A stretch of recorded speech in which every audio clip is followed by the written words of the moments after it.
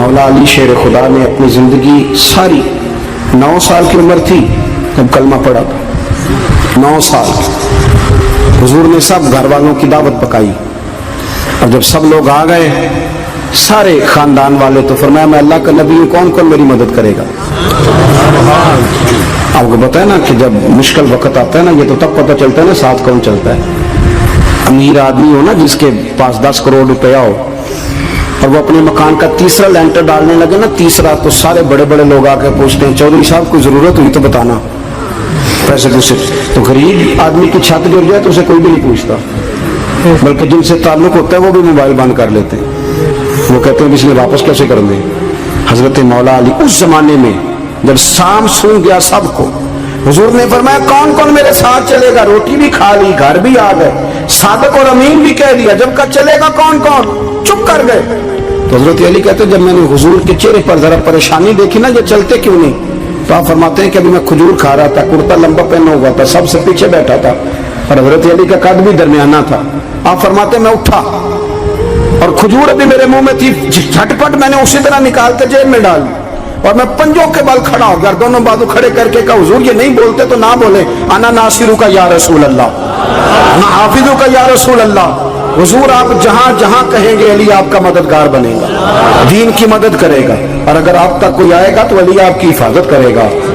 9 سال کی عمر میں چلے علی دین کی نوکری کے لیے، پھر بدر میں بھی پہلی صف میں، احد میں بھی پہلی صف میں، خندق میں بھی پہلی صف میں۔ ایک جنگ میں حضور نے کہا علی تو رہ جا، اس دفعہ رہ جا، تو عرض کی رو پڑے حضرت علی، دلیر آدمی تھے، رو پڑے، کہنے لگے حضور آپ مجھے بچوں اور عورتوں کے پاس چھوڑ کے جا رہے ہیں؟ حضور مجھے لے چلے، میں میدان کا زندگی ساری گزار دی، ساری زندگی گزار دی، اپنے زمانے میں آپس کا اختلاف بھی دیکھا، ساری زندگی شیر خدا نے دین کو دے دی۔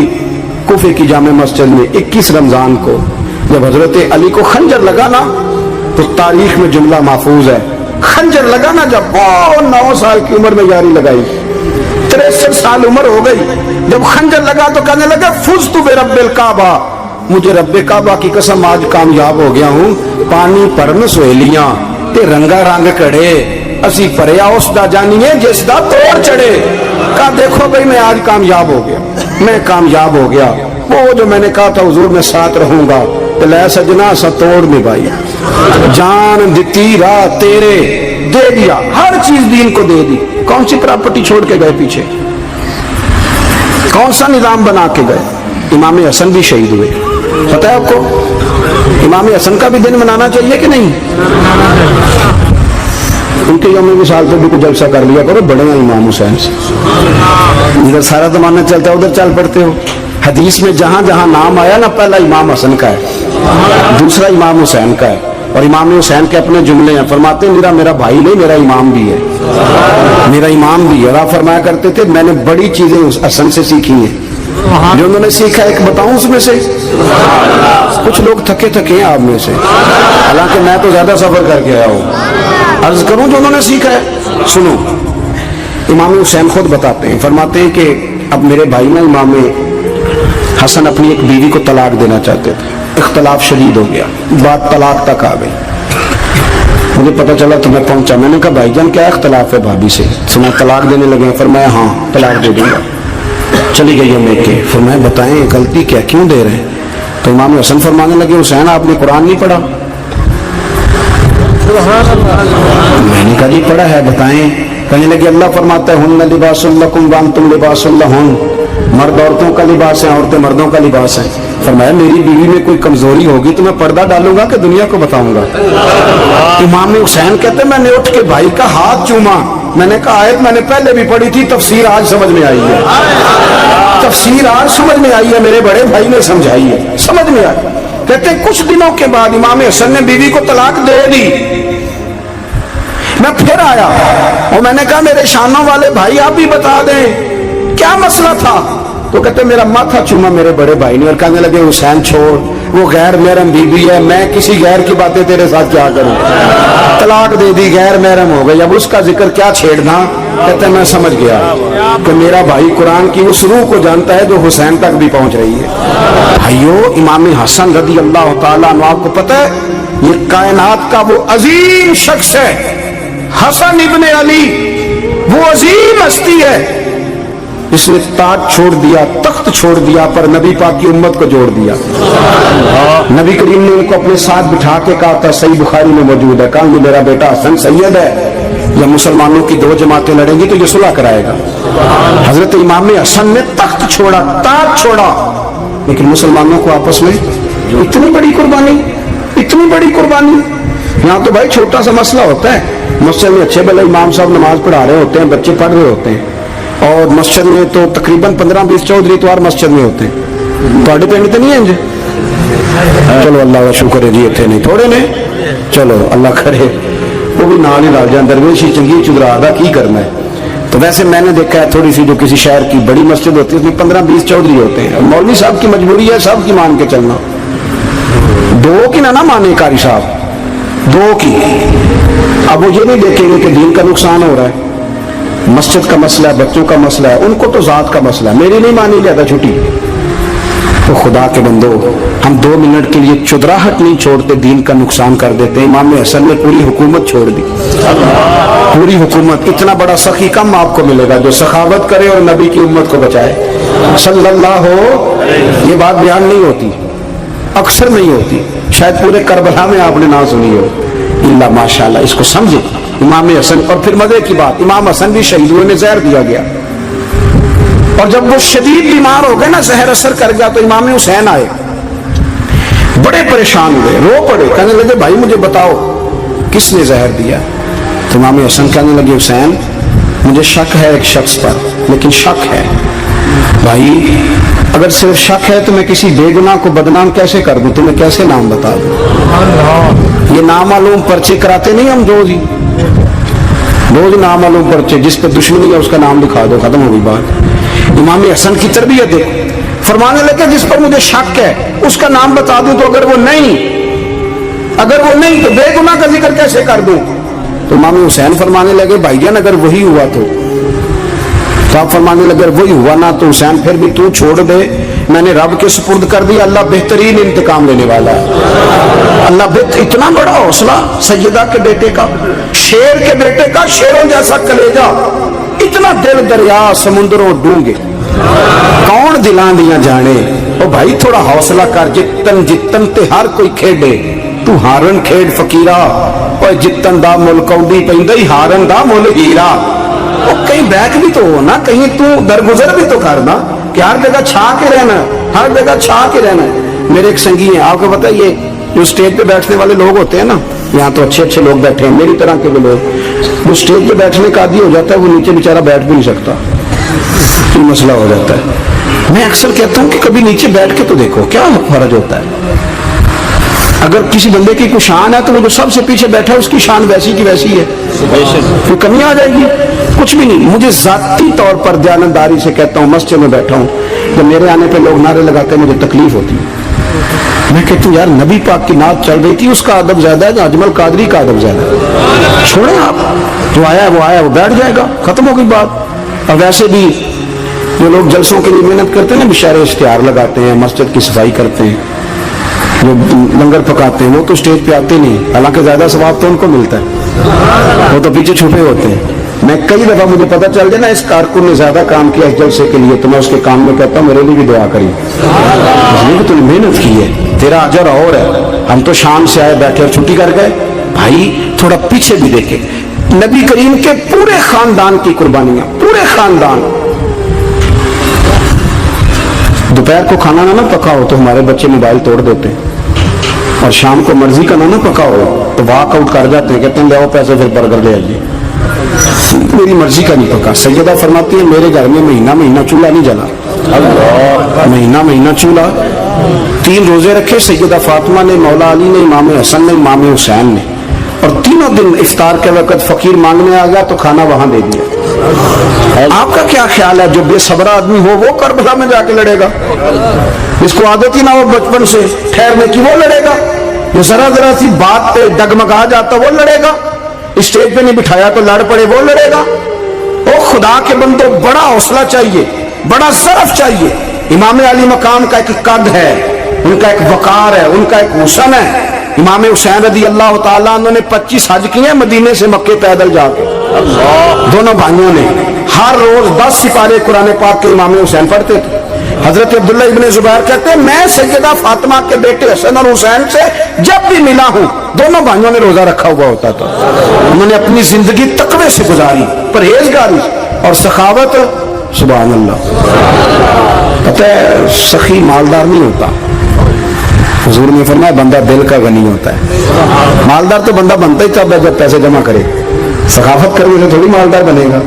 इसलिए दरवेश कहते हैं माला वाले सखी नहीं होंगे, सखियां कोल माल नहीं होंदा। सुने बहुत बड़ी सखावत की अपनी जिंदगी में, सारी जिंदगी सखावत में गुजार दी, सारी जिंदगी। इमाम हसन ने भी, इमाम हुसैन ने जो आया दे दिया, जो आया दे दिया। हजारों दिनार आते। एक दिन एक फकीर मांगने आ गया तो इमाम हसन हुसैन दोनों थे। कहने लगा मैंने सुना बड़े लाजपाल हो, गरीब हो, मेहरबानी हो जाए। फिर मैं बैठ जाओ, रिज़्क़ आने वाला है। थोड़ी देर गुजरी तो 3000 दिनार आए। वैसे मेरे को 3 लाख रुपया वो मसीते किन्ने देने चाहिए? मैं अपनों तो पूछना, तो पूछी नहीं, मैं मशवरा पे लेना। 3 लाख जो मेरे को लगे तो मसीते किन्ने देने चाहिए? तुम जाहिर है उनको दयानतदारी वाला मशवरा ही देना है ना, जो नहीं करना जो ही दसना देना। कितना? 1000? मैं कभी कभी प्यार से बात सुनाता हूँ। एक संगी मेरे पास आया, कहने लगा सब दुआ करो अल्लाह मैं पैसे देने वो राज देंगा। मैं कही अल्लाह ने 10 करोड़ दे, 9.5 करोड़ तेरे राज दे छेगा। वो भी हसी आई है जिम्मे तुम हसे हो ना। आमीन नहीं जुआ की, या चुप कर गया या कूड़न लग गया। और मैं क्या करमा लिया आमीन त्याग, तेन तो 50 लाख फिर भी पिया बचता सी। लेकिन असी दुआवां भी 9.5 करोड़ देने लिए तैयार, नाराज ना होना, दुआवां भी तैयार नहीं, मिजाज ही नहीं, तबीयत ही नहीं। सैयदा फातिमा ज़हरा के पास 40 ऊँट खड़े थे। एक बीबी आई, वो कहने लगी अम्मा जी ये जो ऊँट खड़े हैं ये मेरे हैं, अब बताएं मैं अल्लाह के रास्ते में दूं तो कितने दूं? सैयदा फातिमा कहने लगी 1 बकरी दे दे। वो कहने लगी हुजूर अगर आपके पास 40 होते तो आप कितने देती? सैयदा फरमाने लगी मैं सारे के सारे दे देती। तेरे लिए मसला और है, मेरे लिए फतवा और है, सारे दे दे। 3000 दिनार आए। इमाम हसन और हुसैन के पास फकीर बैठा है। फकीर कहता है मेरे दिल में ख्याल था कि 5-10 दे दें तो मेरी मौज बन जाएगी, पर मुझे नहीं पता था कि इतने सखी घराने के पास आया। 5-10 दे दें तो मौज बन गई। कहते इमाम हसन ने 3000 दिनार मेरी हथेली पे रखे और मेरा माथा चूम के कहने लगे यार मेरा तो ख्याल था कि तेरे इंतजार पर तुझे कुछ मिलेगा, पर ये रख ले, मुझे पता होता कि तुझे इतना मिलना है तो मैं तुझे इंतजार न कराता। जल्दी खुद भीख दे, खुद ही कहे मंगते का भला हो। अपनी जिंदगी नफासत से गुजारी, अहले बैत कुर्बानी दे के गुजारी। हजरत इमाम हुसैन रदी अल्लाह ताला ये हुजूर की औलाद पाक है। पैरों को ना थोड़ी मिट्टी लग गई, उम्र जवानी की थी, दाढ़ी मुबारक सारी स्याह थी, काली थी। हजरत अबू हुरैरा इनसे सालों बड़े थे, अमीरुल मोमिनीन फिल हदीस। हजरत अबू हुरैरा ने देखा कि इमाम हुसैन के मुकद्दस कदमों को मिट्टी लग गई। किसी से भी कहा जा सकता था ज़रा इमाम साहब की तवज्जो कराना, ये ज़रा मिट्टी उतार देना, लेकिन हज़रत अबू हुरैरा झट से उठे, अपनी पगड़ी खोली, उसका पल्लू लिया और हज़रत इमाम हुसैन के पैरों से मिट्टी साफ करनी शुरू कर दी। क्यों? कि अहले फजल ही किसी की फजीलत को जान सकता है, इज्जत वाला ही किसी को इज्जत देता है, जिसके पास वकार हो। ओ मेरे संगियों, लोगों की बातों में ना आना, ये तुम्हें उलझा देंगे, ये तुम्हें तफरीक में डाल देंगे, ये इंतशार बर्पा करेंगे। ये वो हसीन जमात है जो हुजूर के सामने बैठा करती थी। इनसे प्यार करना, इनसे मोहब्बत करना। आप कभी तिरमिजी की एक हदीस पढ़े तो मर जाने को जी करता है। हुजूर ने फरमाया था मेरे सहाबा के बारे में अल्लाह से डरना, मेरे बाद इन्हें अपनी ज़ुबानों का निशाना न बनाना। काश कोई इन जुमलों का दर्द समझ सके। फरमाया रब से डरना, और करीम फरमाने लगे जिसने इनसे मोहब्बत की मेरी मोहब्बत की वजह से मोहब्बत की, और जिसने इनसे अदावत रखी मेरी वजह से रखी। कभी भी किसी में, और जो हुजूर की औलाद है, सहाबा कराम ने एक जगह कुछ नजराना जमा किया और जमा करके कहा कि हुजूर की बारगाह में पेश करना है। अखराजात बहुत ज़्यादा है और ज़ाहिरी वसाइल उस तरतीब से नहीं है, ये नजराना हर महीने पेश करना है। जब वो लेके हुजूर की बारगाह में गए ना तो अल्लाह ने कुरान नाजिल कर दिया। फरमाया महबूब इनसे कह दो ला अस्अलुकुम अलैहि अजरा, میں تبلیغ دین پر تم سے کوئی اجر نہیں مانگتا، الا المودۃ فی القربى، بس میرے قریبیوں سے پیار کرتے رہنا، میرے قریبیوں سے محبت کرنا، پیار کرنا قریبیوں سے۔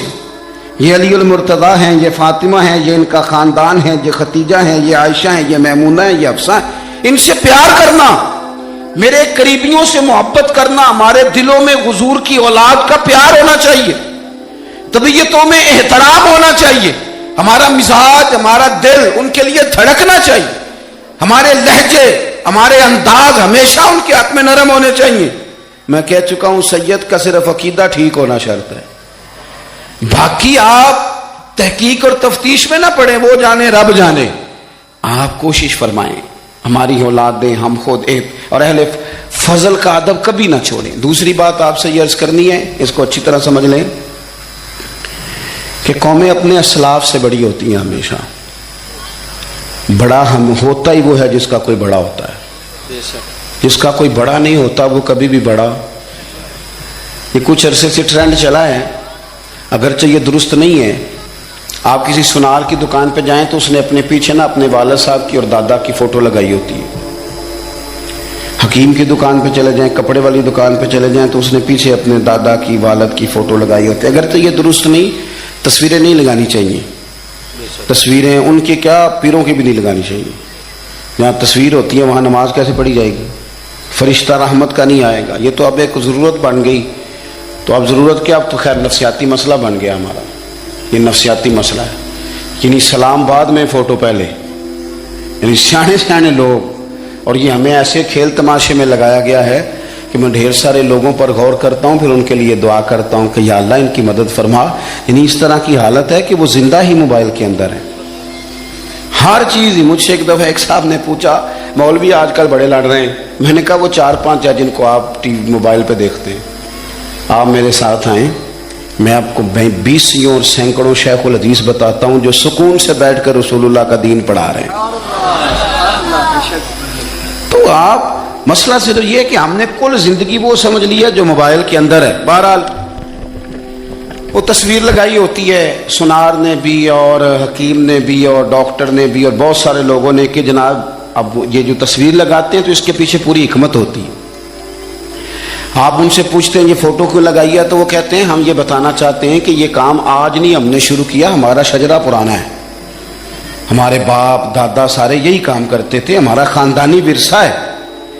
وہ ثابت یہ کرنا چاہتے ہیں کہ ہم پیچھے سے ہمارا ایک سلسلہ آ رہا ہے۔ ساری دنیا اپنے اکابرین کو، اسلاف کو، بڑوں کو ان کے زور پر بڑا ہونا چاہتی ہے۔ یہاں کچھ لوگ ایسے آئے ہیں جن کے نزدیک معاذ اللہ صحابہ ہی ٹھیک نہیں تھے، اہل بیت ہی ٹھیک نہیں تھے۔ آپ اپنی سند کیسے مضبوط کریں گے؟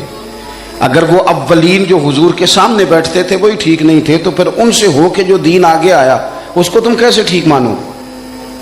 ساری چیزوں کو مشکوک کرنا چاہتے ہیں۔ ہمارے بزرگوں نے، امام بخاری نے، امام مسلم نے محنت کر کے حدیثیں تلاش کی، اصول بیان کیے کہ یہ حدیث صحیح ہے، متواتر ہے، حسن ہے، ضعیف ہے، کیا ہے، اس کے اصول اور قاعدے بیان کیے۔ اور جب انہوں نے خود پوری تحقیق کی، آپ تھوڑی سی، آپ مشکل بات نہیں کر رہا، تھوڑی سی آپ غور کریں گے، انہوں نے سینکڑوں میل کا سفر کیا، گھوڑوں پہ، پیدل، اونٹوں پہ، ریسرچ کر کے بتایا کہ یہ حدیث بالکل درست ہے، اپنی سند کے اعتبار سے، متن کے اعتبار سے یہ متواتر درجے کی ہے۔ انہوں نے پوری ریسرچ کی۔ پھر غور کریں کیا کہہ رہا ہوں، جب پوری تحقیق کر لی تھی تو پھر انہیں کہنا چاہیے تھا نا یہ نبی پاک نے فرمایا ہے، کہنا چاہیے تھا نا کہ یہ حضور نے فرمایا، ہماری تحقیق ہے، حدیث درست ہے۔ لیکن کسی نے بھی ڈائریکٹ نہیں کہا۔ انہوں نے جب بھی کہا کہنے لگے حضرت عبداللہ ابن عمر فرماتے ہیں کہ حضور نے یوں فرمایا، حضرت انس بن مالک فرماتے ہیں کہ حضور نے یوں فرمایا، حضرت جناب سیدہ عائشہ صدیقہ فرماتی ہیں یوں حضور نے فرمایا، حضرت ابو ہریرہ فرماتے ہیں یوں حضور نے فرمایا۔ انہوں نے نا پہلے اس صحابی کا نام لیا جنہوں نے وہ بات اپنے سینے میں محفوظ کی۔ کیا بتایا انہوں نے ہمیں کہ ہم دنیا گھوم آئے ہیں، ریسرچ کر آئے ہیں، تلاش و بسیار کے بعد اس نتیجے پہ پہنچے ہیں کہ دین کا اصل فیض وہی ہے جو صحابہ اور اہل بیت کے سینوں سے ہو کے امت کو نصیب ہوا ہے۔ اصل فیضان وہ ہے جو وہاں سے ہو کے آیا ہے۔ تو ایک بات تو یہ کہ اہل فضل کی عظمت، اور دوسری بات کہ اپنے اکابرین کے ساتھ جوڑ کے رہنا، اور تیسری بات حضرت سیدنا امام حسین، حضرت امام حسن رضی اللہ تعالی عنہما، ان دو شہزادوں سے نا نبی پاک صلی اللہ علیہ وسلم نے جو محبت فرمائی ہے نا، وہ بھی بڑی قابل دید ہے۔ حضور نے جو ان سے پیار کیا ہے، کچھ لوگ ایسے ہوتے ہیں کہ جن سے انسان جب پیار کرتا ہے، محبت کرتا ہے، تو وہ بات نا دور دور نکل جاتی ہے، بات پھیل جاتی ہے۔ ان کے ساتھ نا میرے نبی پاک کا خصوصی لگاؤ ہے۔ اس کا مطلب یہ نہیں کہ ہر نانا ہی اپنے نواسے سے پیار کرتا ہے، یہ معنی نہیں۔ رسول پاک علیہ السلام جو کام بھی کرتے ہیں اللہ کی وحی کے ساتھ کرتے ہیں۔ حضور کا ہر کام وحی خدا ہے، اپنی مرضی سے حضور کوئی کام نہیں کرتے۔ تو نبی پاک نے جو بھی کیا ہے وہ امت کے لیے نمونہ ہے۔ حسنین کریمین سے جو حضور کا پیار ہے، جو نبی پاک علیہ السلام کی ان کے ساتھ والہانہ محبت ہے، اعلیٰ حضرت بریلوی نے حدیث لکھی ہے، راوی حضرت عثمان غنی ہے رضی اللہ تعالیٰ عنہ۔ حضور سید عالم صلی اللہ تعالیٰ علیہ وآلہ وسلم نے نا گھر میں پیغام بھیجا، فرمایا فاطمہ سے کہو ذرا حسن حسین کو تو بھیجے۔ یہ سارا دن ہی حضور کے پاس رہتے ہیں، سارا دن ہی، لیکن وہ جو والہانہ پن ہے، جو محبت ہے، جو ان کے ساتھ محبوب کا خاص لگاؤ ہے، سیدہ سے کہو ذرا شہزادوں کو بھیجے، تھوڑی سی دیر ہو گئی آنے میں۔ اعلیٰ حضرت فرماتے ہیں یوں لگتا جیسے سیدہ فاطمہ کپڑے نہیں ماں بدلنے لگتی بچوں کے، خوشبو نہیں لگانے لگتی، تھوڑی تیاری میں دیر ہو گئی تو محبوب نے نظریں جمائی ہیں اس حجرے کی طرف جہاں سے امام حسن اور حسین نے آنا ہے۔ رحمت کے عجب ہی جھمیلے ہیں، حسنین یہاں پر کھیلے ہیں۔ تو دونوں شہزادوں جب دروازہ کھلا تو حضرت عثمان غنی کہتے ہیں بچے جب نکلے نا دونوں، تو یہ کوئی 10 15 50 100 میل دور سے تھوڑی آ رہے ہیں، تو یہیں رہتے ہیں۔ محبوب کے قرب خاص میں انہیں سایہ کرم ہر وقت نصیب ہے، لیکن نبی کریم علیہ السلام کا جو والہانہ پن ہے، جو ان کے ساتھ حضور کا رشتہ محبت ہے، جیسے ہی دونوں شہزادے آئے، حضرت عثمان غنی فرماتے ہیں محبوب نے مقدس گھٹنے زمین پہ رکھ دیے اور دونوں بازو کھول دیے۔ ایک شہزادہ اس سینے سے لگ گیا اس کندھے سے، ایک اس کندھے سے لگ گیا۔ اور پہلے بھی حضور پیار کرتے تھے، پر آج تو رخ ہی بدل گیا بات کا۔ اللہ کے پیارے حبیب علیہ الصلوۃ والسلام فرمانے لگے اے اللہ، یہ دونوں شہزادے کندھے سے لگے ہوئے، حضور فرمانے لگے اے اللہ میں ان دونوں سے محبت کرتا ہوں، تو بھی ان سے محبت فرما۔ اور کہا اے اللہ جو جو میرے حسن حسین سے محبت کرے تو ان سب سے محبت فرما، تو ان سب سے پیار کر جو میرے حسنین سے پیار کرے۔ اللہ کے پیارے محبوب علیہ السلام کی محبت جب حضور کو، بھائی جس چیز کی طرف محبوب نے ایک دفعہ دیکھا ہے نا، وہ غار ثور میں حضور ایک دفعہ گئے ہیں، 3 دن قیام کیا، ایک دفعہ گئے، تو ہمارا تو کئی بار جانے کو دل کرتا ہے۔ جہاں حضور تھوڑی دیر قیام فرمائیں اس جگہ سے پیار ہو جاتا ہے، اور جن شہزادوں سے حضور اس والہانہ انداز میں پیار کریں، ان کی محبت، ان کا پیار ہمارے دلوں میں ہونا چاہیے، اور کچھ نہ ہمارے جذبات ہونے چاہیے، کچھ ہمارے جذبات میں والہانہ پن ہونا چاہیے ان شہزادوں کے لیے۔ آج کل نا ہمارے ہاں دور ہے تقریروں کا، پوسٹیں لگانے کا، اپنی اپنی راہ، اور ویسے بھی جو ہم لکھ رہے ہوتے ہیں، جو بول رہے ہوتے ہیں، وہ اپنے لیے نہیں ہوتا الا ماشاءاللہ، وہ تو سامنے والے کے لیے ہوتا ہے۔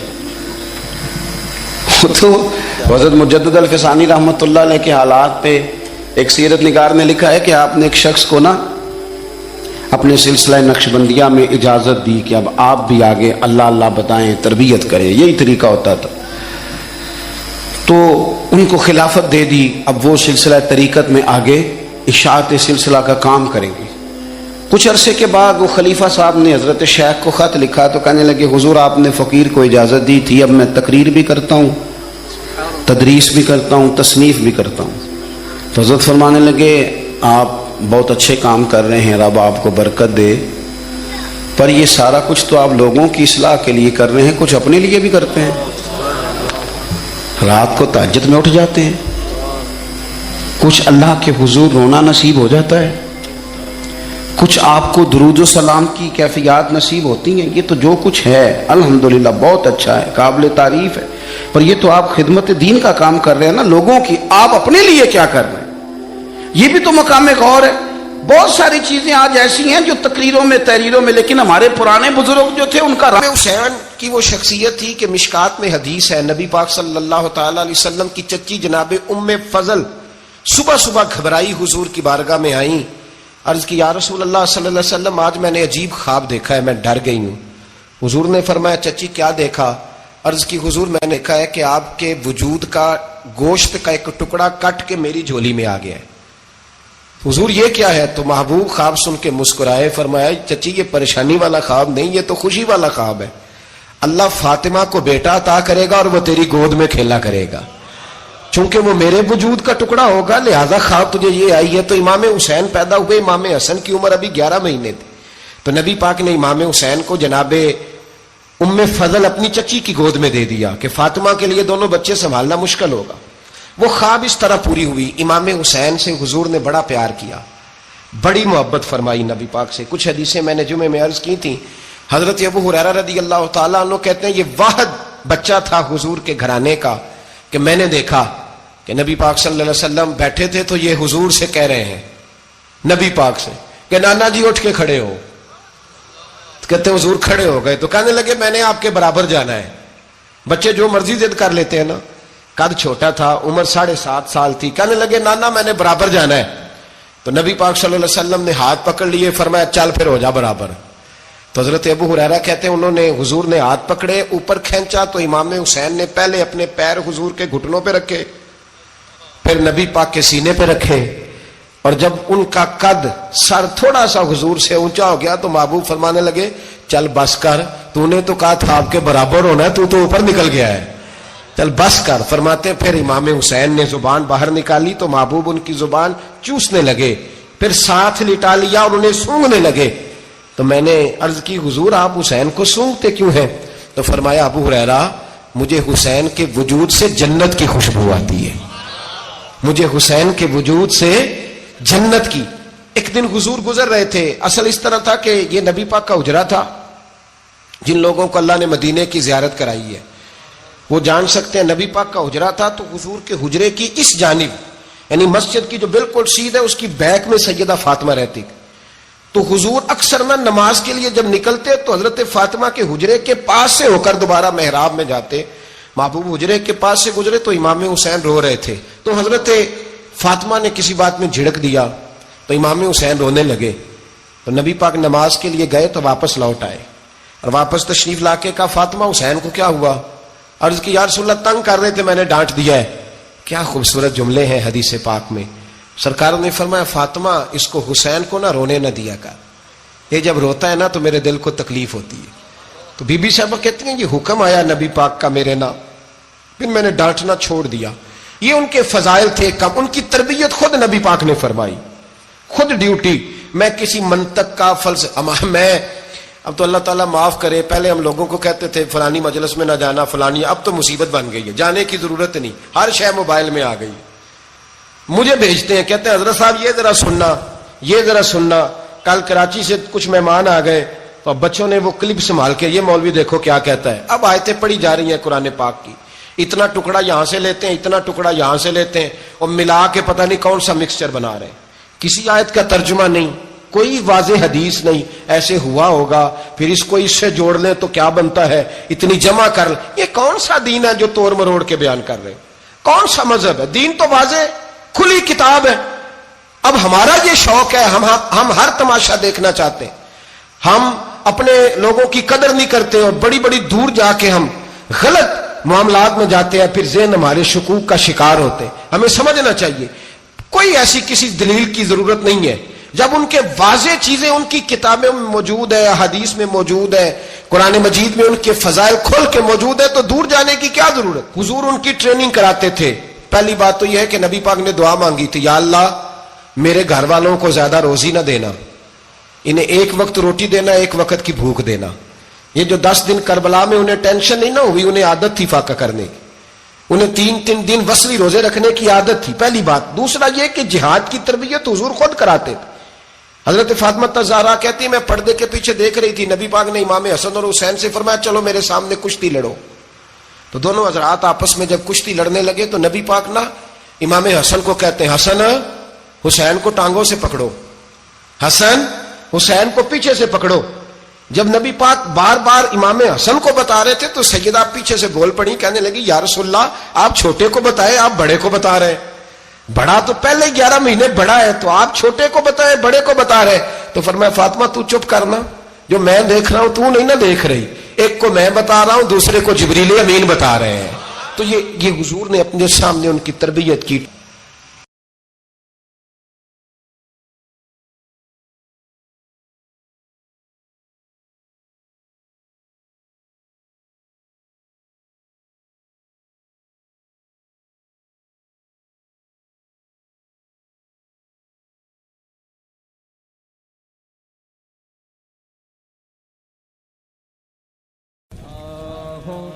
صل على سيدنا ومولانا محمد.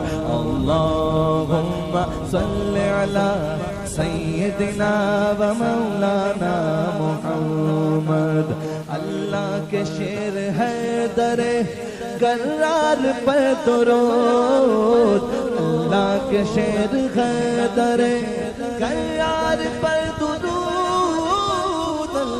کے شیر غدر کرار پر درود.